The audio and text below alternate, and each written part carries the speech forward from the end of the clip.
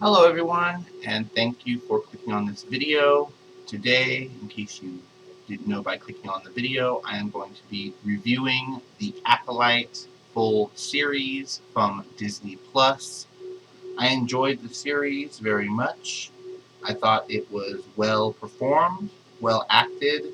I thought the script could have used some more tweaking before it was released, given we were told about this show over 2 years ago, and then when we got it, we got pretty much the same quality as Obi-Wan, or even some would say Book of Boba Fett, which was not that great. But I liked the High Republic. I liked the different lightsaber combinations. For instance, I have my own lightsaber for the video right here. I can even change the color, which comes in handy. Very nice. Now getting back to the show, I liked Soul, and I liked all of the Jedi in the series. I thought that Quaimir was a less than alright villain. I thought they could have gone into him a little bit more. I felt like the story between the twins could have been fleshed out a little bit more. It didn't seem like it was fully fleshed out. They didn't really explain the Vergence on the planet Brendok, or why the twins were important. It sort of seemed like an Anakin story, but more complicated than Anakin, given the Coven and everything going on there. So going on into episode 1 and 2, the series premiere, I thought it was very strong. I liked where it was going, the kind of investigation murder of these Jedi, which had a lot of promise to it. But then, when you found out why May was killing off Jedi, it was kind of like, oh, so you see that the Jedi aren't always so good, and that they do make mistakes, and that when recruiting children, things can happen that you didn't think could happen in the Star Wars universe. I mean, for those of us who've read the comics, played the games, gone into the further lore of it, yes, we know that these things have happened many times before.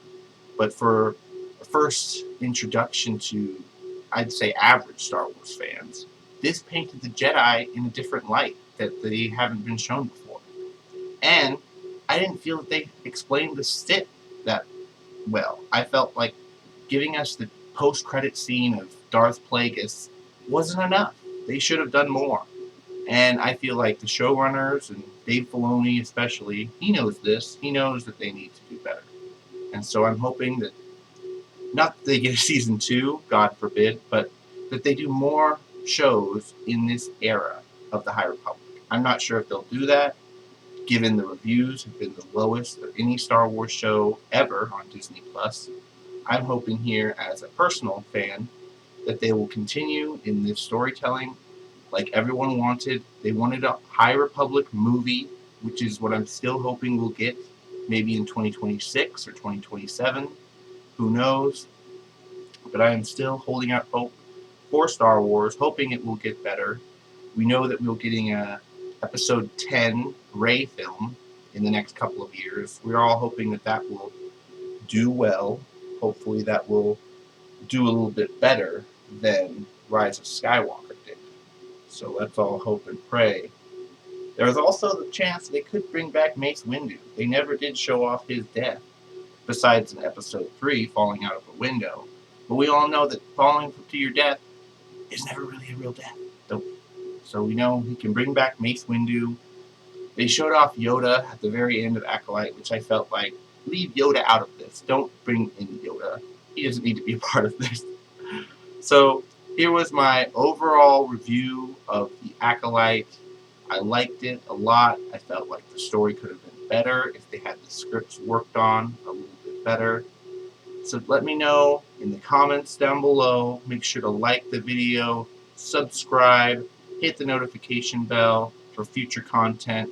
Make sure to subscribe on Instagram under Screen Scene Guru for future videos. Until next time, guys, bye-bye.